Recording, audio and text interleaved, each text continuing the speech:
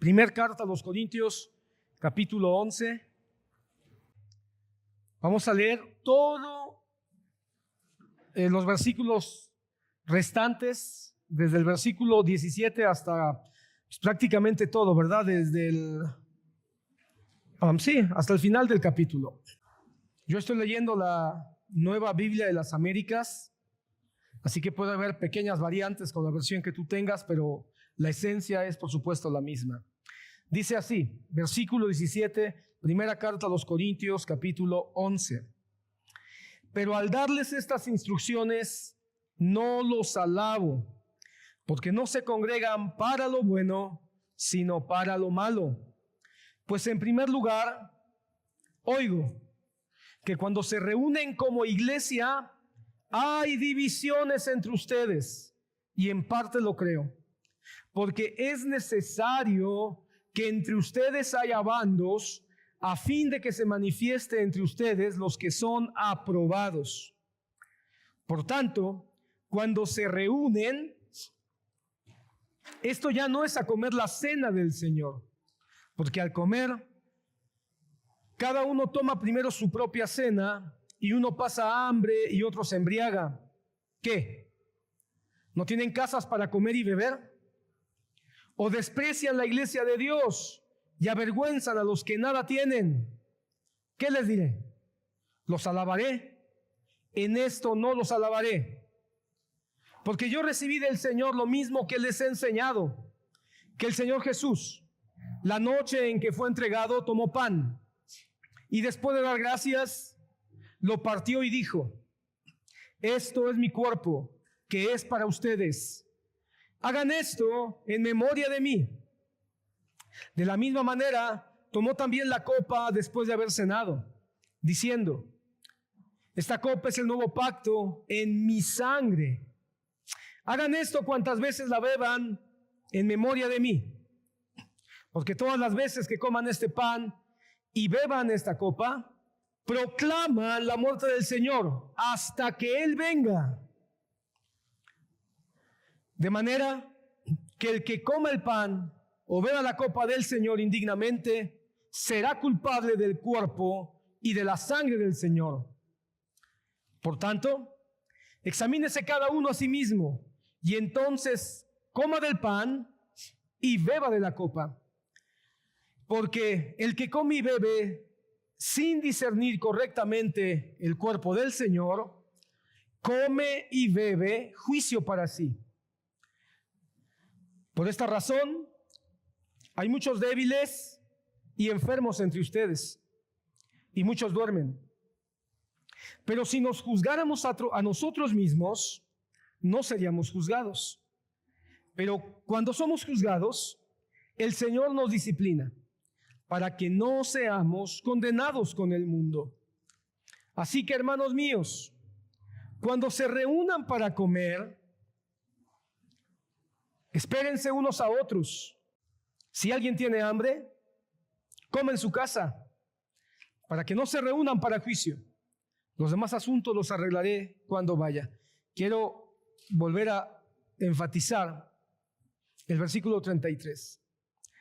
Así que, hermanos míos, cuando se reúnan para comer, y quiero que te quede claro que está hablando de la cena del Señor. Cuando se reúnan para comer, la cena del Señor hay que ponerlo ahí entre paréntesis, porque ese es el tema. Espérense unos a otros. Y quiero que ese espérense unos a otros lo pongas en tu mente como un sinónimo de estén de acuerdo. Amén. Que el Señor bendiga su palabra. Una vez más se lo pedimos al Señor y confiamos en Él. Amén. Puedes tomar tu lugar. Yo aprendí, hermano, en la escuela, en la secundaria, una definición muy básica, hay muchas definiciones más elaboradas de lo que es la historia. Pero hay un concepto muy básico que fue el que yo me quedé, porque es muy sencillo. La historia es el conocimiento de los hechos del pasado para entender nuestro presente y poder mejorar nuestro futuro. Eso es un concepto muy sencillo. La historia son los hechos del pasado para poder entender nuestro presente y mejorar nuestro futuro. Y la historia, hermano, es algo que a muchos nos cuesta trabajo. Nos cuesta porque pensamos quizá que no tiene nada que ver con nosotros de manera directa. Cuando nosotros hablamos de asuntos históricos, cuando mencionamos historia o fechas históricas, muchos nos predisponemos y nos cerramos a no escuchar. Para muchos la historia fue una materia que pasamos de noche. La historia fue una materia que nos aburría, una materia que nos causaba no mucho agrado, porque la sentíamos quizá monótona. Muchos lidiamos con las fechas, muchos lidiamos con los años, y eso pensamos, a veces pensamos que la historia es la memorización de fechas, de años, y eso no es así. Créeme que la historia, la riqueza de la historia no está en los años ni en las fechas, aunque son importantes, sino la riqueza de la historia está precisamente en la acción que ocurre, el impacto que tienen los hechos que han ocurrido, porque seguramente muchos han escuchado este lema también, que aquel que no aprende de su pasado o aquel que no aprende de su historia está condenado a repetirla. Y eso lo hemos visto cumplirse, hermanos, sistemáticamente muchísimas veces. En la historia de nuestra familia, en la historia de nuestro país, en la historia de nuestras iglesias, hemos visto una y otra vez cumplirse esta máxima. El que no conoce su historia está condenado a repetirla. Y te lo pongo por delante, hermano, porque hoy vamos a hablar de historia. Nosotros, hermano, la palabra nos llama hijos de la luz. La Biblia dice que los cristianos, aquellos que hemos sido encontrados por Cristo y estamos en Cristo, no estamos más en tinieblas, sino estamos ahora en la luz de Cristo. Y no podemos nosotros involucrarnos en la celebración y en el reconocimiento de todas estas cosas grotescas que el mes de octubre celebra. Pero sí hay una razón cristiana, legítimamente cristiana, para poder el mes de octubre hacer algo diferente. Y eso es, hermano, que en un mes de octubre, precisamente en un 31 de octubre, mientras Europa se preparaba para celebrar estas fiestas paganas y mientras la iglesia romana se preparaba para celebrar el Día de Todos los Santos, que no es otra cosa sino la celebración a los muertos, un monje, Martín Lutero, clavó 95 tesis, un documento invitando al debate, un documento invitando al análisis intelectual y académico, algunas prácticas que se estaban haciendo dentro de la iglesia romana de aquel tiempo y que muchas de ellas se siguen haciendo hasta el día de hoy. Pero ese acontecimiento en un día de octubre de hace más de 500 años, se prendió una llama, se prendió una luz, hermano, que comenzó a iluminar el mundo de una manera que no nos imaginamos y que muchos de nosotros no hemos alcanzado a entender. No hemos alcanzado a entender, hermano, el gran impacto que la Reforma realmente tuvo, no nada más en ámbitos de la fe cristiana, sino en ámbitos de la sociedad, de la cultura, de la ciencia, de la educación. Realmente, hermano, lo mejor del mundo occidental que podemos hoy mencionar tuvo sus orígenes en ese acontecimiento. Y por eso, hermano, quiero pedirte hoy que me permitas tomarme unos minutos para poder pasear contigo en la importancia histórica de un evento que hubo particularmente en la Reforma. Este mes de octubre estamos celebrando la Reforma. La semana pasada mi hermano Marcial compartió acerca de uno de los 3 pilares con los que la Reforma nace. La Reforma nace con 3 pilares doctrinales muy importantes. La sola escritura, de lo que nos habló nuestro hermano Marcial. La sola escritura, la superioridad, la autoridad de la palabra de Dios para regir a la iglesia. La salvación por la fe, por la sola fe. Pero, ¿por qué nosotros celebramos la Reforma? Por ese impacto y por esa fuerza que a veces no entendemos, que le ha dado a toda la iglesia cristiana el día o hasta el día de hoy. La reforma fue el cumplimiento, hermano, el cumplimiento exacto y preciso en una época muy complicada, muy difícil, muy oscura, de una gran manipulación religiosa, de una gran separación o aislamiento de las verdades bíblicas. Y fue el cumplimiento del Salmo 119, versículo 105, cuando dice: lámpara es a nuestros pies tu palabra y lumbrera a nuestro camino. Eso fue lo que sucedió. La palabra de Dios alumbró la mente de los reformadores. Sus pies vieron el camino correcto, el camino de Cristo, que es Cristo. Anduvieron por él y comenzó, hermano, pudiéramos llamarle un despertar que conforme fueron avanzando los años y los siglos nos ha alcanzado a todos nosotros. Me faltó decirte el último. El primero fue la escritura, el segundo fue la salvación por la fe, no por obras, y el tercer fundamento de la reforma en su inicio fue el sacerdocio de todos los creyentes. Ya no necesitamos sacerdotes ni padrecitos que nos estén eximiendo de nuestros pecados, porque tenemos un sumo sacerdote que es Cristo Jesús, a quien podemos recurrir confiadamente, exponerle nuestros pecados, presentar nuestras necesidades. Y a través del sumo sacerdocio de Cristo, todos nosotros tenemos cumplimiento, o en nosotros tiene cumplimiento la palabra cuando dice que Él ha hecho de nosotros un reino de sacerdotes. Ok, solamente para que tengas el panorama completo. Bueno, pero hubo un asunto dentro del inicio de la reforma, que es lo que quiero platicarte hoy. Hoy quiero contarte una historia que no es bonita. Una historia que no es bonita, igual como no es bonito el pasaje de Corintios capítulo 11, versículo 17 en adelante, lo que leímos. Porque si tú lo lees con frialdad, el pasaje que leímos no es bonito. Claro, el contenido doctrinal es poderoso y maravilloso, la cena del Señor, el santo memorial de su sacrificio. Pero cuando tú ves el contexto y entiendes cómo está hablando Pablo, no es nada bonito. ¿A quién le gusta que le puedan decir: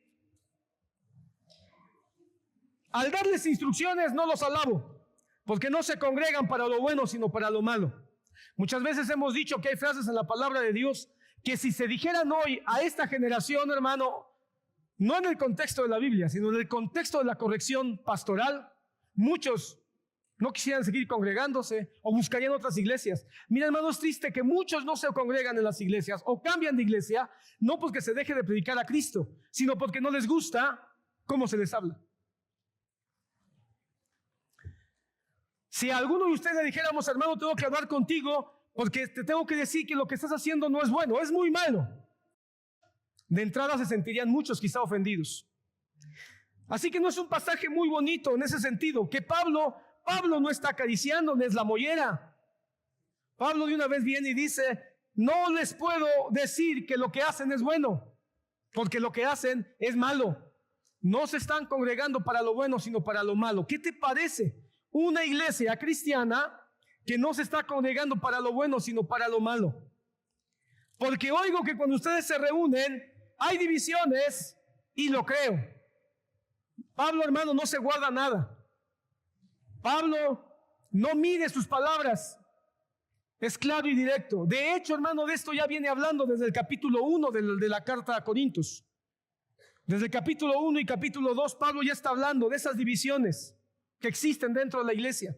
Aquí solamente está hablando de otro asunto más, de un aspecto más que está causando divisiones dentro de la iglesia. ¿Y qué es lo que va a hablar Pablo que está causando divisiones? El cómo se reúnen para celebrar la mesa del Señor. Así que la historia que tengo que platicarte se parece a esta. No es muy bonita, pero igual que el pasaje que estamos leyendo, es necesario hablarlo. Es un pasaje histórico de la Reforma que seguro muchos han escuchado, pero muchos no conocen los detalles. Y yo quiero mencionarte algunos detalles y qué enseñanza a la luz de Corintios capítulo 11 o en paralelo con el capítulo 11 de Corintios nos da esta parte de la historia. Puedes imaginarte que así como Pablo está sorprendido de que una iglesia no se está poniendo de acuerdo en algunos asuntos relevantes que son el culto a Dios, podemos nosotros darnos cuenta que en el principio de esta iglesia reformada, de este movimiento de reforma que encendió una gran hoguera, que trajo luz, que trajo un regreso a las Escrituras, que trajo un beneficio en muchos ámbitos, podemos imaginarnos que también ese mismo movimiento de reforma trajo confrontaciones, trajo divisiones. Muchos nos sorprendemos de que la iglesia evangélica no se ponga de acuerdo y haya tantas denominaciones y haya tantos movimientos. Pero hermano, quiero decirte que eso es algo que ha existido siempre desde el principio de la iglesia en el siglo I, el siglo II, y tampoco fue ajeno en el inicio de la reforma. Ahorita quiero platicar de un encontronazo entre los dos iniciadores de la reforma en Europa. Y curiosamente fue la Santa Cena lo que provocó una de las primeras divisiones en el siglo XVI. Porque a veces hablamos de la reforma, hermano, y hablamos todo lo bonito, todo lo maravilloso, todo el impacto, toda la fuerza, todo el beneficio doctrinal, etcétera. Y como que a veces hay quienes piensan que todo fue miel sobre hojuelas, la reforma fluyó así como cuchillo caliente en mantequilla, ¿verdad? Pero la realidad es que no, hermano, no fue terso. Nunca nada es terso en la obra de Dios, no por causa de Dios, sino por causa de los hombres. El año, para que te ubiques en la época, a los que les gustan las fechas, a muchos no, muchos les choca, pero para que se ubiquen en la historia, siglo XVI, 1529, ¿en dónde ocurre esta primera parte de lo que quiero platicar contigo? En un castillo en Alemania, específicamente en un lugar llamado Marburgo. En ese castillo en Marburgo, el príncipe, un príncipe alemán, de esos príncipes que abrazaron la reforma, que respaldaron a Martín Lutero, recuerda que para que la reforma pudiera tomar fuerza en Alemania, Dios usó príncipes alemanes que se opusieron al control de Roma, del Papa. Ok, bueno, uno de esos príncipes, Felipe de Hesse, organizó un encuentro con Martín Lutero, por supuesto, el cisne de la reforma, y con Ulrico Zwinglio, el guerrero suizo, el pastor suizo, que había comenzado también ya un movimiento que prácticamente había convertido a Zúrich, su ciudad donde él vivía, en un bastión en oposición al Papa, a Roma y a sus doctrinas mentirosas. No obstante, Felipe de Hesse se dio cuenta que Roma había comenzado un movimiento para detener el movimiento de Martín Lutero, de los otros reformadores que estaban surgiendo, y este príncipe pensó que una de las maneras en que se podía hacer un contrapeso a ese ataque de Roma que estaba comenzando era unir a todos los exponentes, a todos los líderes que estaban teniendo estas expresiones reformadas de volver a las Escrituras, etc.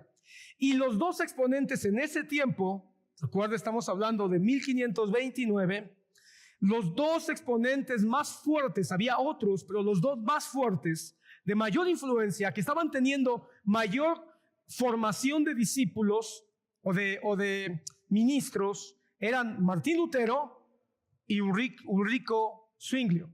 Ok, así que este príncipe organiza una reunión. Vamos a reunirnos para hacernos fuertes.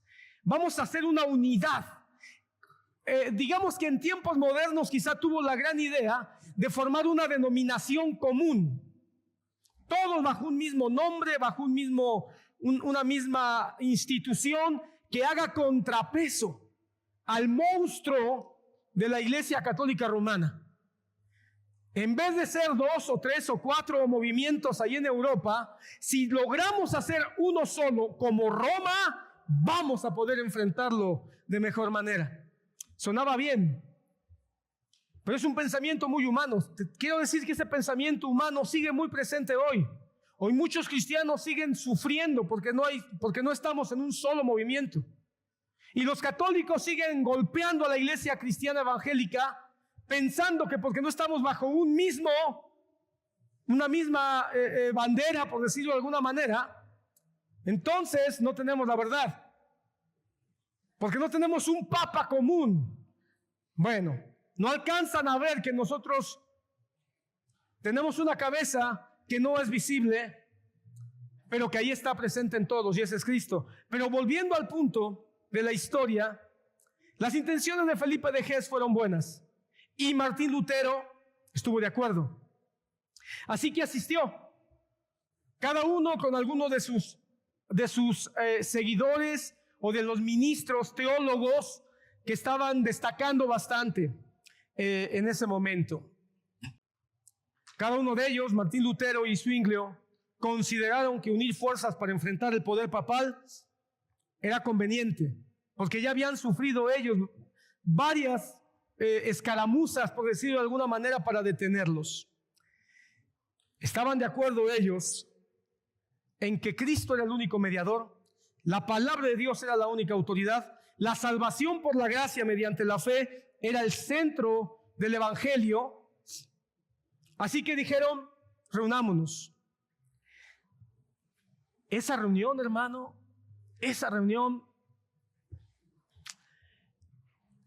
todo estaba para que terminara bien, pero no terminó bien. Cada uno de ellos quiero que te imagines esto, cada de ellos era una lámpara alumbrando, uno en Alemania, otro en Suiza. Y esas luces estaban alumbrando con intensidad y ayudando a un montón de personas a salir de la mentira y la oscuridad. Pero cuando llegó el momento de unir a esas dos luces se convirtieron, hermano, en una explosión. Se convirtieron como en una bomba que tronó. Como dos fuegos, hermano, que no querían tocarse, que alumbraban, pero que no querían unirse para hacer una luz más grande. Para no hacerte el cuento largo, fueron 4 días de reunión, hermano.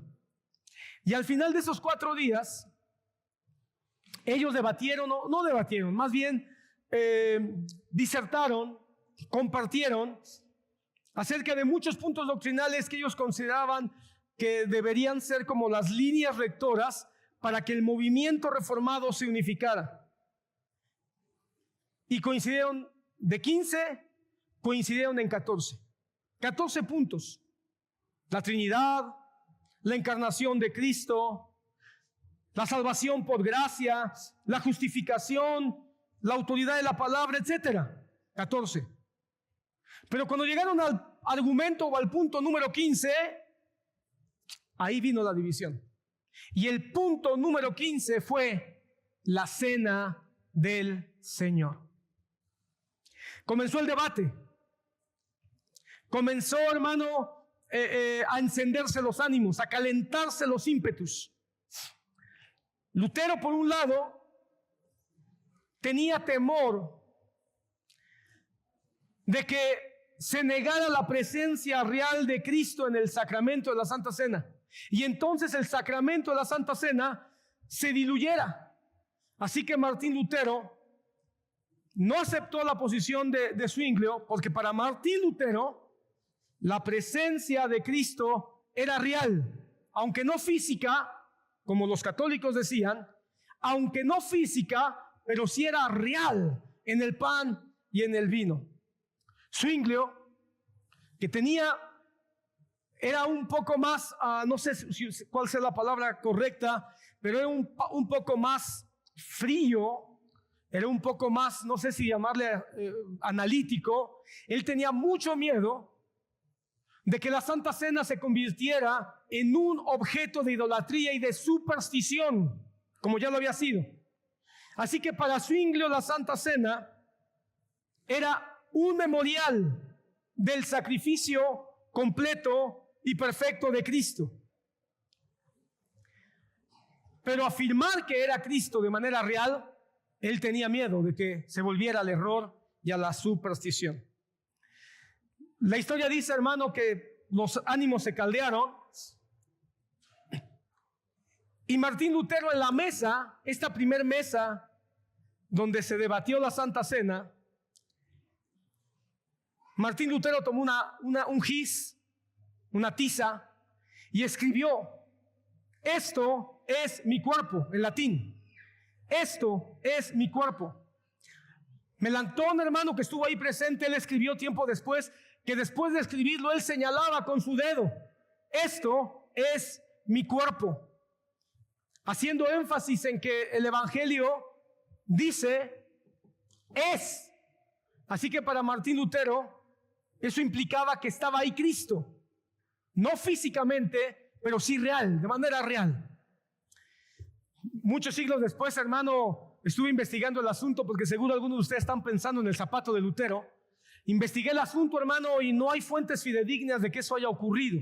Como que eso fue un sazón que al paso de los años o de los siglos algunos fueron poniendo, diciendo que Martín Lutero se quitó el zapato y golpeó en la mesa y dijo: esto es mi cuerpo.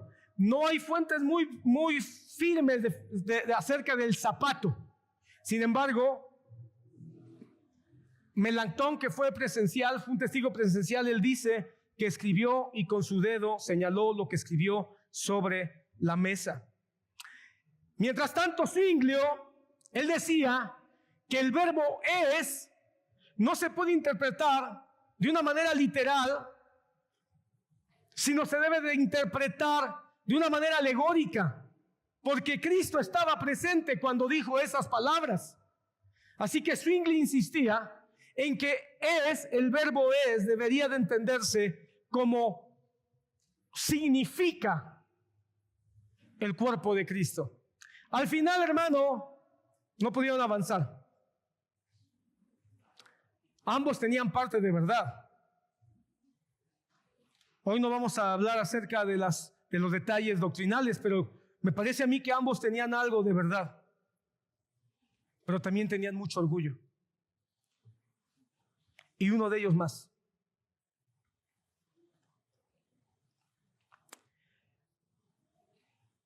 Las crónicas dicen que cuando Zwinglio se dio cuenta que no iban a llegar a un acuerdo,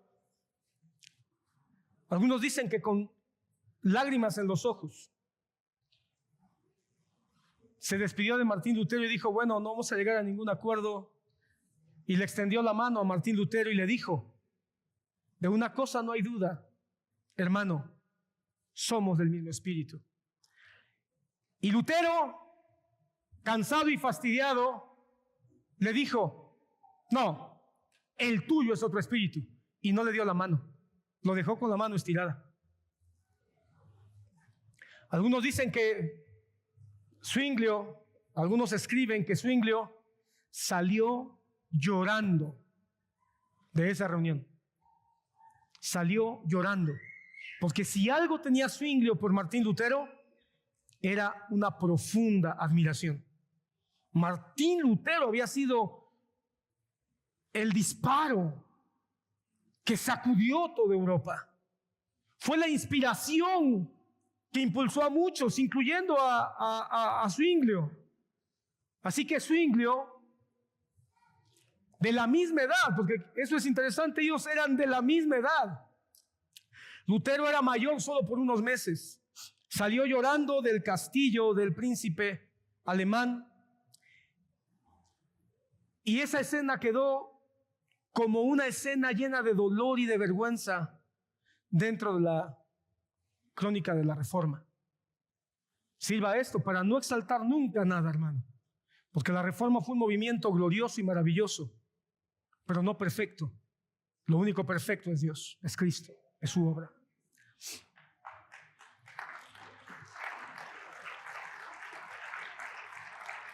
Y Martín Lutero es el gran héroe de la Reforma, pero no es Cristo.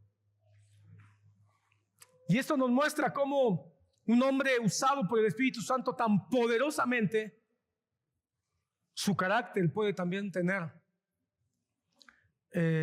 tropiezos. Quiero que entiendas esto. No fue nada más un desacuerdo teológico, porque alguien puede decir, bueno, teológicamente no llegaron a una buena interpretación de los textos, etcétera. No. Más allá del desacuerdo teológico, eso causó una herida, hermano. Porque el movimiento de Zwinglio avanzó por su lado, creciendo por la gloria de Dios, por la gracia del Señor, y Martín Lutero por el suyo. Dos siervos, dos pilares, dos héroes de la fe, pero que en un momento dado, por su orgullo, por su ego, fueron incapaces de amarse y de aceptarse, aunque estuvieran en desacuerdo. A ver, te lo vuelvo a repetir. Dos hombres de Dios, usados poderosamente por el Señor, no estaban predicando herejías, no se estaban alejando de la fe, todo lo contrario. Pero fueron incapaces de amarse en medio del desacuerdo. Increíblemente, hermano, aún ante nuestros grandes mentores históricamente hablando, se cumple la palabra. ¿Sabes qué dice Gálatas 5:15? Gálatas 5:15 dice, quisiera leértelo desde el versículo 13, creo que nos ayuda. Mira, esto es lo que pasó con Lutero y con Zwinglio. Porque ustedes, hermanos, a libertad fueron llamados, solo que no usen la libertad como pretexto para la carne, sino sírvanse por amor los unos a los otros. Porque toda la ley en una palabra se cumple en el precepto, amarás a tu prójimo como a ti mismo. Pero si ustedes se muerden y se devoran unos a otros, tengan cuidado, no sea que se consuman unos a otros. Esto pasó y sigue pasando, hermano, y pasa a nivel de iglesias, pasa a nivel de congregaciones, pasa a nivel de denominaciones, pasa a nivel de la iglesia de Cristo. Nos estamos mordiendo y nos estamos consumiendo unos a otros, y a veces por cosas que no son. Mira, Martín Lutero y Zwinglio estaban hablando de algo bien serio, poder entender la cena del Señor. Y a veces nosotros, por cosas tan triviales, tan comunes, tan humanas, terminamos siendo necios, sin aceptar la opinión, el punto de vista, y a veces solo por defender nuestra posición y amachar nuestro criterio, sin tomar en cuenta que no pasa nada si tomamos atención lo que otros piensan. ¿Cuál es la lección de esta primera mesa en Marburgo? La primera lección que quisiera hoy que llevaras es que la unidad no se prueba nada más en lo que estamos de acuerdo. La unidad no es nada más cuando estamos de acuerdo, sino en cómo tratamos a los demás, aun cuando no estamos de acuerdo. ¿Cómo tratas a alguien que no está de acuerdo contigo o a alguien con quien tú no estás de acuerdo? ¿Cómo lo tratas? Esa es la gran lección, hermano. Podemos no estar de acuerdo, pero eso no debería romper nuestra amabilidad, nuestro amor, nuestra comprensión. ¿Qué tal que en última instancia el que está equivocado somos nosotros? Aunque los hombres fallan, hermano, como creo yo que hubo un fallo ahí en el carácter de estos dos hombres de Dios, Dios no falla y su plan no se detiene. Así que la gracia de Dios no se podía detener en la mesa de Marburgo. 7 años después, ya muerto Zwinglio, ya muerto un rico Zwinglio en una guerra, en una batalla, defendiendo él la iglesia en Zúrich contra ejércitos del imperio de Carlos V, respaldado por el Papa, muere Zwinglio. Y Martín Bucero, un discípulo de él, con un carácter más pacificador, menos polémico, más conciliador, volvió a llamar a Lutero y a los luteranos que estaban creciendo bastante. Y volvió a llamar a los suizos, a la iglesia suiza, en busca nuevamente de una reconciliación. Este encuentro se conoce como la Concordia de Wittenberg, en Alemania. En esa segunda mesa de trabajo, en esa segunda mesa de estudio, en esa segunda mesa de conciliación, una vez más, el tema era la cena del Señor. Lutero asistió. Lutero no había cambiado su perspectiva acerca de la Santa Cena. Continuaba en la misma perspectiva. Sin embargo, su tono había cambiado. La gracia de Dios, mayor tiempo en la comunión con Cristo, la madurez ministerial y la madurez en edad que él ya tenía, quizá hizo que llegara, sí, con las mismas ideas, con las mismas convicciones de interpretación, pero en un espíritu más tranquilo. Ya no se miró el mismo Martín Lutero iracundo ni inflexible que hubo 7 años antes. Ahora su temperamento estaba más dispuesto a dialogar. Y cuando yo miro esta parte de la historia y que me dice que él empezó a escuchar a Martín Bucero, a los teólogos suizos, y que lo hizo con una posición más tranquila, sus convicciones no cambiaron, eso es muy importante. Su interpretación acerca de la Santa Cena no cambió, pero estuvo dispuesto a escuchar. Me hace pensar una vez más en Gálatas, capítulo 6, versículo 1, cuando Pablo escribe: hermanos, si alguno de ustedes es sorprendido en alguna falta, ustedes que son espirituales, restáurenlo con espíritu de mansedumbre, mirándote a ti mismo, no sea que tú también seas tentado. Me llama la atención, hermano, porque Martín Bucero y todos los suizos, aunque Martín Bucero era alemán, pudieron haber dicho, bueno, dejemos a Martín Lutero y sus ideas. Sin embargo, Martín Bucero sentía esa carga de realmente fortalecer el movimiento de la reforma que estaba surgiendo en 2 países tan cercanos. Y Martín Lutero estuvo dispuesto a ser, de alguna manera, restaurado. La mansedumbre de Martín Bucero logró tocar el corazón de este gigante llamado Lutero. Ahora, el resultado fue alentador, mejor que en la mesa anterior, pero tampoco hubo una resolución. Hubo una cooperación en la plática, aceptaron una cooperación entre iglesias reformadas y luteranas, es decir, aceptaron poder interactuar, poder convivir, poder tener reuniones, poder hacer planes juntos para la evangelización con esta nueva luz de la palabra de Dios. Sin embargo, cada uno dijo, pero cada uno entiende la mesa del Señor de manera diferente y en eso no vamos a cambiar. En otras palabras, podemos estar juntos, lo voy a decir así, podemos estar juntos en un culto, pero no celebremos la mesa del Señor juntos, porque ahí va a haber problemas.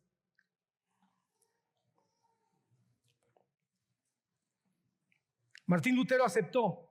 Eso es importante para los que les gusta la parte un poquito doctrinal. Martín Lutero por primera vez reconoció que la presencia de Cristo podía entenderse espiritualmente. No de manera real, sino, ok, Cristo está. Ok, no de manera real, espiritualmente. Lo aceptó sin concederlo, como dicen los clásicos. Aceptó sin conceder que la presencia de Dios está en la Santa Cena de manera espiritual.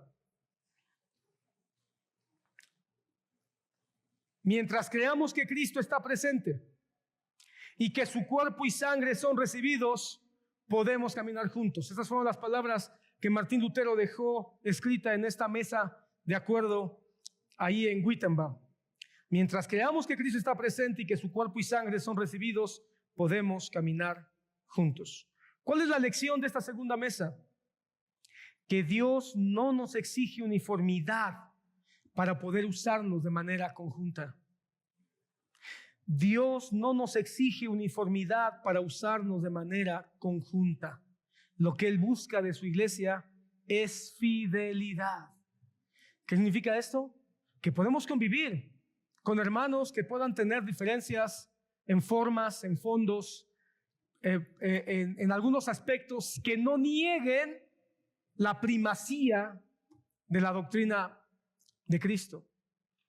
Podemos estar juntos con hermanos que quizá tengan una manera diferente de hacer la música, una manera diferente de entender el gobierno de la iglesia, una manera diferente incluso de vestirse. Algo tan simple como la vestimenta. Hermano, a veces terminamos separándonos por cosas tan triviales como la ropa. Podemos estar juntos con hermanos que quizá tienen una perspectiva que no es fundamental en algunos aspectos de la vida de la iglesia. Eso fue lo que nos enseña esta mesa. No nos podemos aislar. No nos podemos convertir en una ostra, pensando que no deberíamos de tener comunión con nadie porque no se parecen en el cómo y en el por qué hacemos las cosas nosotros. Pero fue necesaria una tercera mesa de plática. La tercera mesa ocurrió 13 años después. Lutero había muerto en su cama. Zwinglio mucho más tiempo había partido, pero Dios tenía que seguir escribiendo su historia. ¿Estás aquí? Tenía que seguir escribiendo su historia. Y es cuando surge un joven, Juan Calvino, un joven dedicado al estudio, un teólogo aplicado. Y él amaba a Lutero y él amaba a Zwinglio. Había aprendido de ellos, aunque nunca los conoció ni convivió con ellos. Calvino, hermano, fue mucho más joven que ellos, así que nunca conoció a Lutero, nunca conoció a Zwinglio, pero había escuchado tanto de ellos, había aprendido tanto de ellos, había atesorado las formas, las perspectivas, incluso la manera en que ellos habían impactado sus regiones, que él dijo, es que no podemos nosotros negar que los dos son siervos de Dios y que los dos tienen parte de verdad. Así que él, con esa habilidad de estudio tan dedicada que tenía, comenzó a estudiar la Santa Cena, el asunto doctrinal, escritural, bíblico, que tenía que ver con la Santa Cena. Comenzó a estudiar la posición, la perspectiva, la opinión de Lutero, de Zwinglio, por supuesto, de los demás teólogos que estaban unos a favor de una posición, otros a favor de la otra posición, y decidió tener una reunión, una vez más, con luteranos, con suizos, y esta vez invitó a teólogos de otras regiones, por supuesto de Ginebra, donde él estaba. Junto con Heinrich Bullinger, este sí seguro que muchos no lo conocen, no han escuchado de él, discípulo de Zwinglio, sucesor de Zwinglio, de hecho, dentro del movimiento en Suiza, convocaron.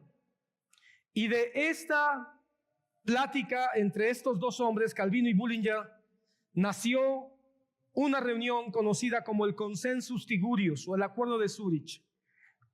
El Acuerdo de Zúrich, donde después de algunos días, hablando acerca de la Santa Cena, llegaron a un punto de equilibrio. Hermano, no puedo evitar, cuando leo esta historia, hermano, no pude evitar recordar las palabras del hermano Otoniel Ríos cuando él decía, el mejor evangelio es el de equilibrio. El mejor evangelio es el que te lleva a un equilibrio, porque los dogmas, los extremos, los excesos siempre van a ser peligrosos y riesgosos. Así que Juan Calvino creo que tomó una posición de mayor equilibrio y al final de estos días proclamaron en este documento, el Consensus Figurios, proclamaron que el Señor está presente no en la materia del pan y del vino, sino en el misterio. Es decir, el Señor está presente no en el pan y en el vino, sino de manera misteriosa. En otras palabras, no lo podemos entender. No podemos entender cómo la realidad de Cristo está en nosotros cuando celebremos la Santa Cena, pero es una realidad que existe. No en el pan, no en el vino, pero está entre nosotros, porque Cristo es todopoderoso. Y el Espíritu Santo, esto quizás es de las partes más importantes que Calvino agregó, y el Espíritu Santo es quien nos trae a Cristo en la Santa Cena. Es decir, no es el pan y el vino en sí mismo, es el Espíritu Santo el que nos trae a Cristo. No es ni siquiera el que seamos creyentes o no, porque sorprendentemente, hermano, en este documento, el Acuerdo de Zúrich, dijeron, si hay alguien que no es creyente, y aquí va a golpear yo creo que la conciencia de muchos de nosotros que tenemos doctrinas muy fijas, porque Calvino, Bullinger y todos los demás que estaban ahí, estuvieron de acuerdo en que si en una reunión hay gente, hay personas que no son creyentes y participan de la Santa Cena, no pasa absolutamente nada. Porque no es el pan y el vino a lo que le rendimos nosotros honor y pleitesía. Es a la presencia de Cristo que por el Espíritu Santo viene a nosotros. Y eso solo puede ocurrir a los creyentes. Así que cuando alguien participa del pan y del vino desde el punto de vista de esta perspectiva y no es cristiano, no pasa nada. Y a veces nosotros hemos elevado el pan y el vino precisamente a lo que Zwinglio tenía miedo, que se convierta en un punto de superstición evangélica. Pero cuando nosotros, hermano, ahora como cristianos, tomamos el pan y el vino y empezamos con nuestros misticismos, ¡ay, el pan! Como alguna vez escuché que en una iglesia dijeron, ¡ay, esto sabe a sangre! Idólatras! Esto es pan y es vino. Entonces Calvino dijo, pero Cristo está presente en nuestras reuniones. No por el pan y el vino, sino porque Él prometió estar con nosotros. Y es el Espíritu Santo el que nos acerca a Cristo cuando los creyentes tomamos con amor y honor el santo memorial de su sacrificio. Así que cuando tomamos los creyentes, ese es el pensamiento calvinista y yo lo comparto plenamente. El Espíritu Santo nos trae el beneficio pleno y completo del cuerpo y la sangre de Cristo en la cruz del Calvario. No del cuerpo y la sangre de Cristo en el pan y en el vino, sino el cuerpo y la sangre que en la cruz del Calvario se derramó. Así entonces la comunión con Cristo se entendió como algo más grande, más allá de las formas, más allá de si se hace con pan partido o con pan completo, más allá de que si se hace con vino puro o con vino sin fermentar plenamente. Más allá si se hace con vino fuerte o con vino dulce. Más allá si se hace con pan con levadura o con pan sin levadura. Esas son cosas, hermano, que han dividido a la iglesia. Y eso no es lo importante. Hay iglesias que cuando visitan otra iglesia juzgan porque dicen, no, aquí dan galletas, esto no es pan. Otros van y dicen, no, en mi iglesia nos dan la hogaza completa, no un pedacito. Y terminan dividiéndose por esas cosas. No, esto no es vino. Esto no sabe a vino. Y comienzan a dividirse por esas cosas en vez de entender que la presencia real del Espíritu es para unir a la iglesia, no para dividirla. Dice Corintios 10, capítulo 10, versículo 16. La copa de bendición que bendecimos, ¿no es la comunión de la sangre de Cristo? Entonces, ¿qué significa? Que la copa que nosotros tomamos en la Santa Cena, el valor de esa copa está en la comunión que tenemos con Cristo, no en la copa. No es la copa lo que vale, es la comunión que tenemos con Cristo. Es decir, es el impacto, es el gozo, es la paz, es la plenitud. Es ese momento en que nosotros podemos decir: gracias, Señor Jesús, porque tú estás aquí conmigo y yo contigo. La comunión que tenemos entre nosotros como hermanos, de decir: aquí estamos los que te amamos, aquí estamos los redimidos, aquí estamos los que somos totalmente diferentes, pero salvados por la misma sangre. Calvino y Bullinger entonces comprendieron que no nos une un pan distinto, sino un mismo Salvador. Por eso no deberíamos de juzgar si en un lugar se hace con pan leudado o sin leudar, con pan salado o con pan medio dulce. Créeme, hermano, que esas cosas la Biblia no dice absolutamente nada, porque eso no es lo relevante, pero sí es relevante en el hecho de que dice que cuando su cuerpo fue partido, el Señor dijo: esto es mi nuevo pacto. Y cuando Él repartió la copa, dijo: esta es mi sangre que por vosotros es derramada para perdón de pecados. Eso sí es lo relevante. La iglesia tiene un solo Señor, una sola fe, tiene un solo bautismo y tiene un solo Salvador. Eso es realmente lo importante.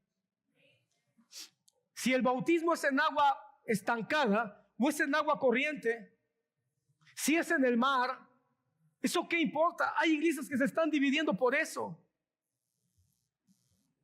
Sorprendentemente, hermano, para el pensamiento de la Reforma, desde la primer mesa que se celebró ahí con Zwinglio y con Lutero, el bautismo se consideró que los niños deberían de bautizarse.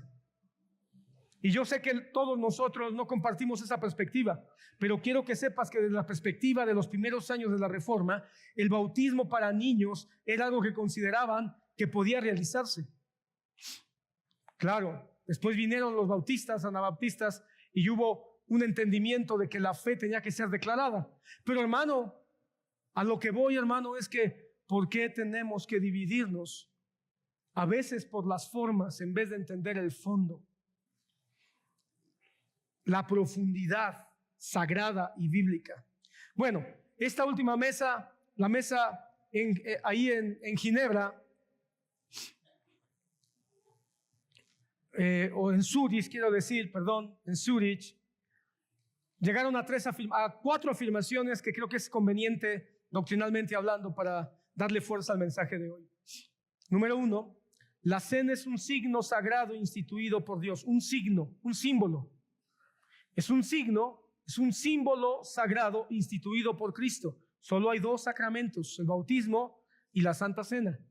Así que solo hay 2 cosas que son memoriales sagrados que la iglesia tiene que practicar regularmente: el bautismo y la Santa Cena. Por cierto, hermano, los bautismos ya a partir del próximo que hagamos, lo vamos a hacer en un culto aquí arriba. Sea un culto en domingo en la mañana o en la tarde, no sabemos eso, pero porque creo, hermano, que toda la iglesia debería estar presente, así como estamos presentes en la Santa Cena, deberíamos estar presentes en los bautizos en la medida de lo posible. Entonces es un signo sagrado instituido por Cristo. Esto es lo importante. No lo instituyó un hombre. Ok, pero es un signo, es un símbolo. Segunda cosa, Cristo no está corporalmente presente en el pan y en el vino. Él no está físicamente. El Señor no se hace físico aquí. Él ya se hizo hombre, murió en la cruz y ahora Él está como un hombre glorificado, en cuerpo glorificado, al trono, en el trono o a la diestra del trono del Padre. Pero espiritualmente Él está aquí con nosotros, porque Él es Dios y Él es omnipresente. Así que no está corporalmente, pero sí su espíritu nos une con Él, y esta obra la hace el Espíritu Santo. Los sacramentos aunque son llamados medios de gracia, no son la gracia. Tomar pan y vino no te da más gracia, pero te da acceso a la gracia. Porque son instrumentos que la palabra nos dice que podemos participar de ellos con fe. Y es ahí donde la gracia de Dios se imparte. Por eso el que toma el pan y el vino y no tiene fe, Pablo dice, se enferma o se muere. Como todos, como cualquiera. Pero el que viene con un espíritu de entendimiento, un espíritu correcto, de sujeción, de amor, de comunión con Cristo, Cristo le va a impartir gracia transformadora. No es el pan y el vino el que te transforma. Es la gracia de Cristo cuando venimos a Él con fe. Amén. Demos un aplauso al Señor.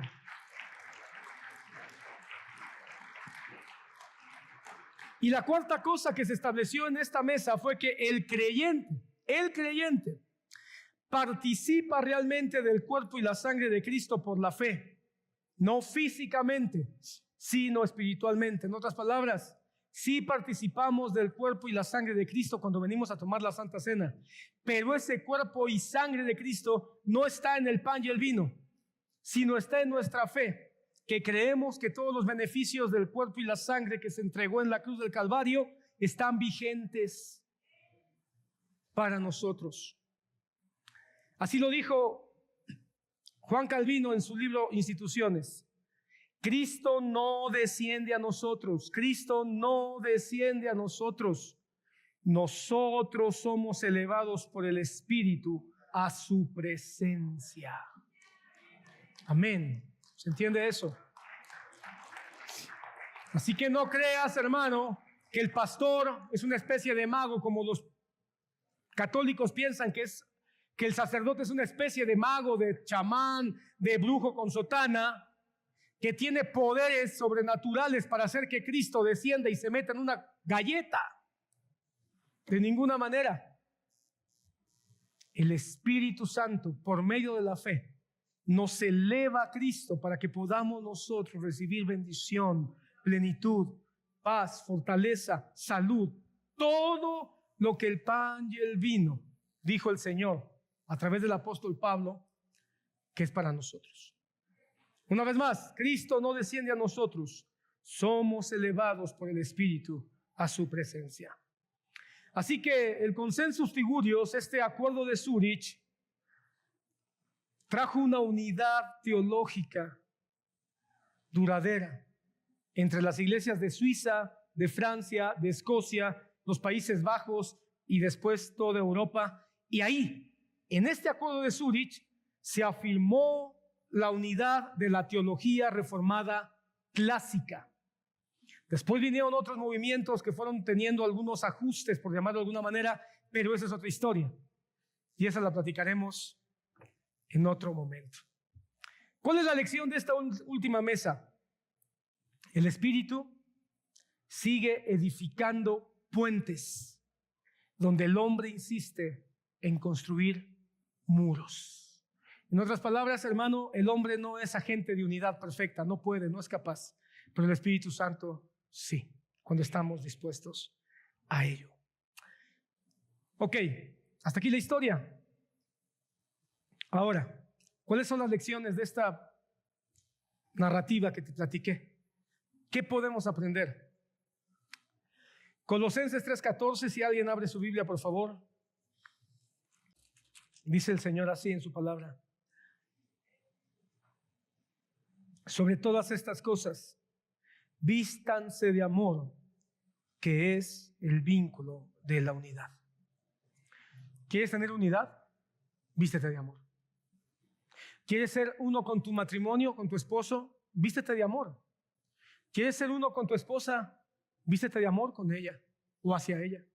¿Quieres ser uno con tus hijos? Vístete de amor. ¿Quieres ser uno con tus hermanos en la fe? Vístete de amor. Ese es el principio. Así como en la mesa de Marburgo hubo mucha verdad compartida, hermano. se dijeron cosas muy importantes, verdaderas, genuinas. El Señor con su Espíritu Santo estaba trayendo una luz tremenda. Pero hubo un punto no resuelto. Y el problema fue que no se quisieron vestir de amor.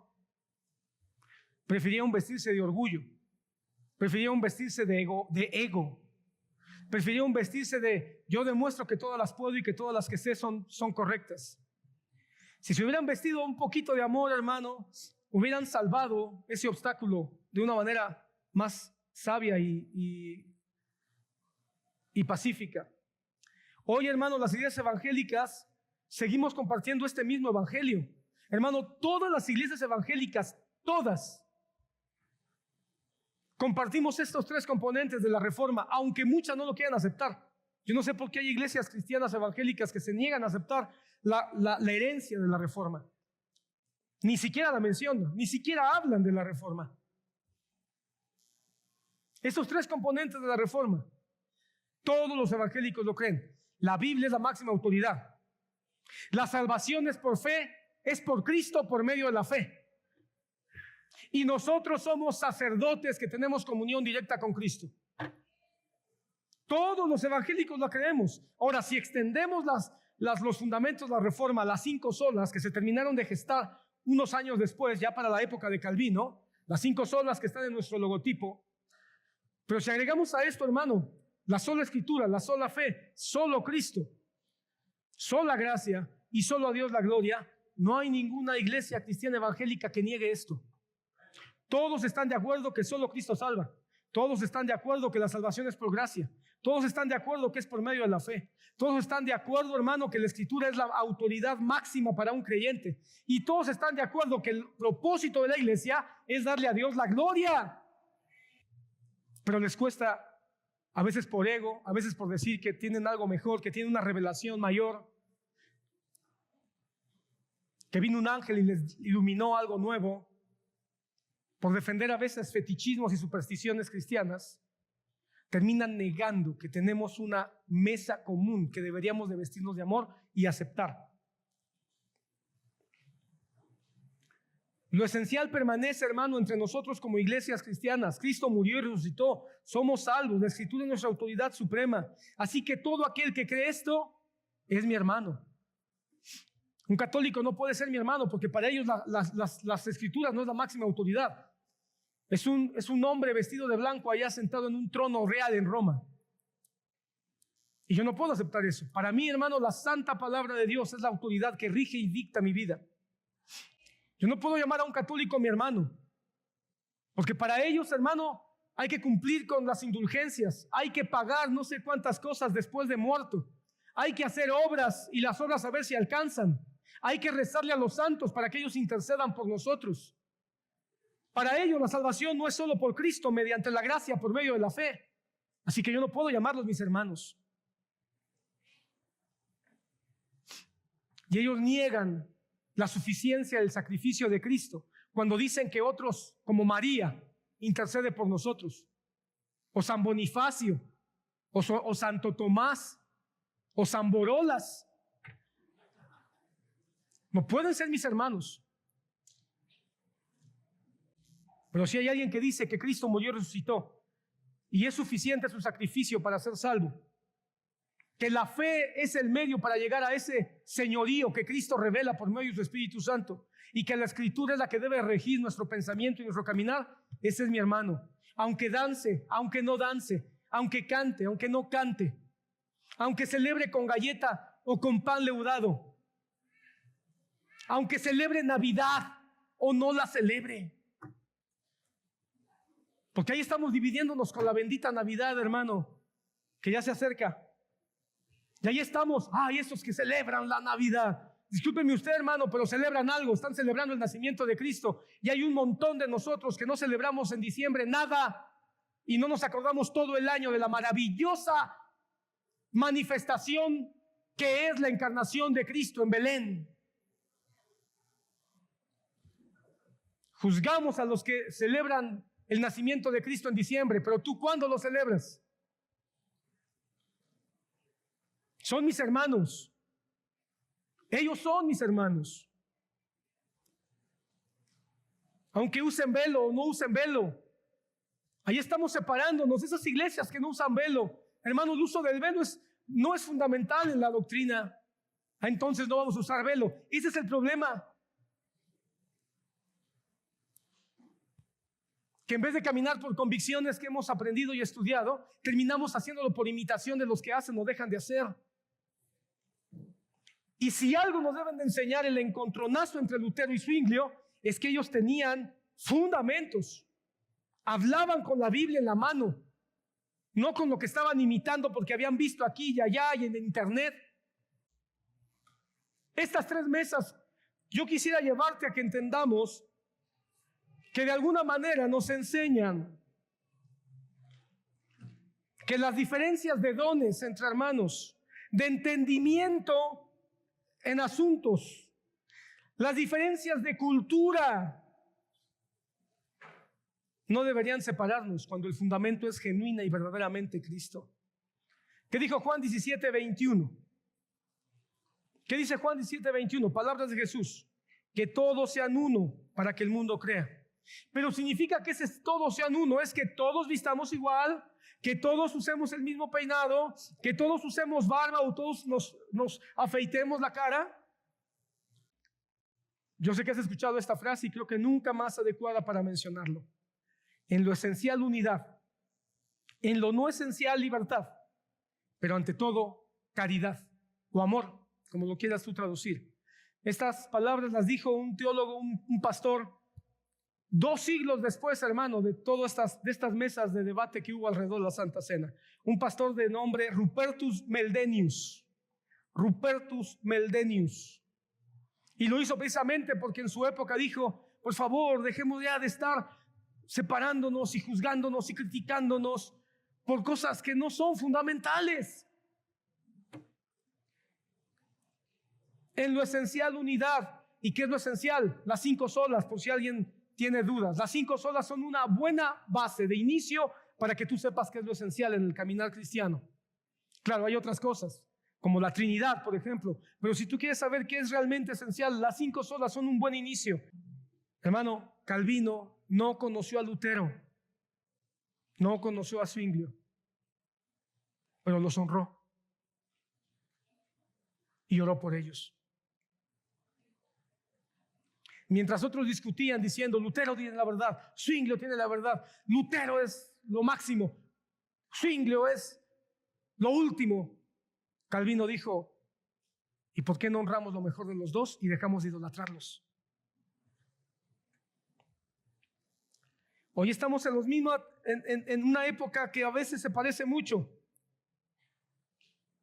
Estamos llenos de egoísmo y por nuestro egoísmo terminamos chocando, criticándonos, dividiéndonos innecesariamente. La verdad es poderosa, la verdad es maravillosa, la verdad es necesaria, pero cuando la verdad no tiene amor, la verdad deja de ser hermosa.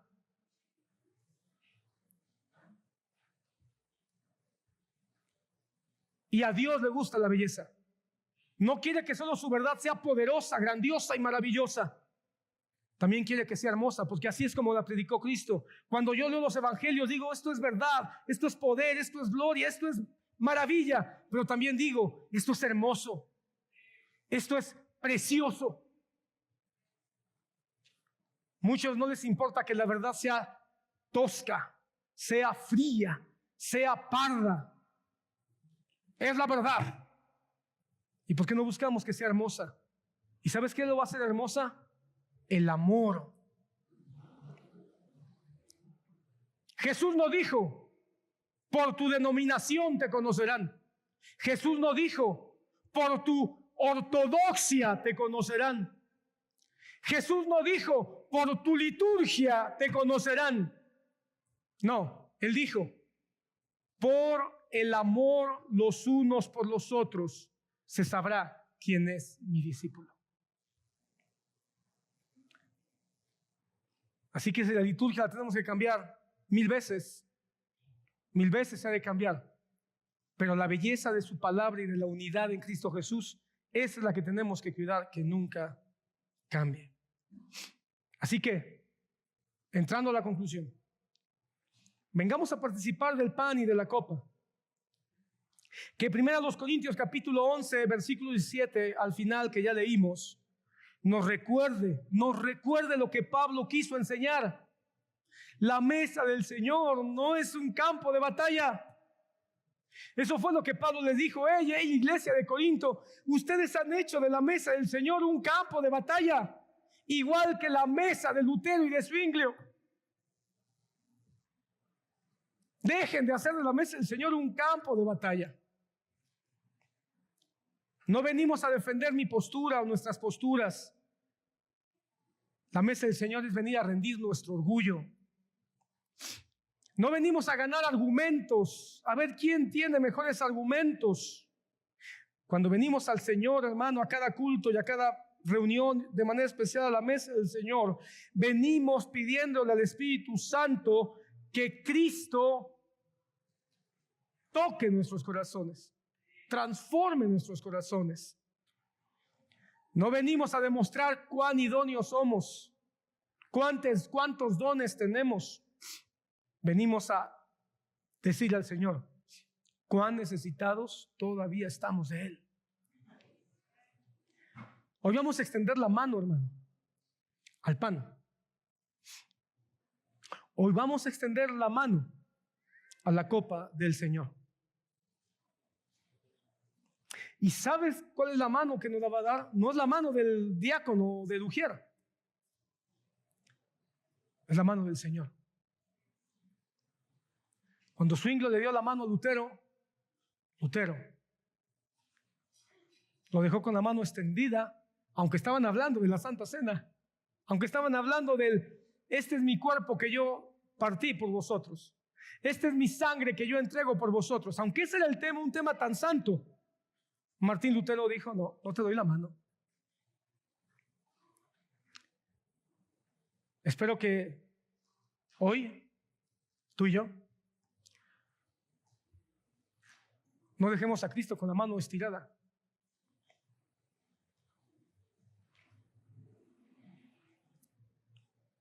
Sino que aprendas a estrechar las manos de todos tus hermanos, aunque piensen distinto a ti.